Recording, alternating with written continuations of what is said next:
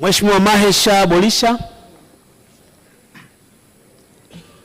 Mimi Mahesha Bolisha nathibitisha kwamba nitakuwa mwaminifu kwa Jamhuri ya Muungano wa Tanzania na kuitumikia kwa moyo wangu wote, na kwamba nitaihifadhi, nitailinda na kuitetea Katiba ya Jamhuri ya Muungano wa Tanzania kwa mujibu wa sheria iliyowekwa.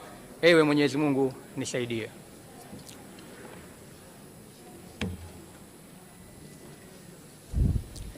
Mimi Mahesha Bolisha kwa heshima kubwa ninaahidi mbele ya Bunge tukufu kuwa nitakuwa mtiifu na mwaminifu kwa nchi yangu Tanzania, na kwamba ninaahidi kuilinda, kuitumikia na kuitetea Jamhuri ya Muungano wa Tanzania kwa nguvu zangu zote na moyo wangu wote.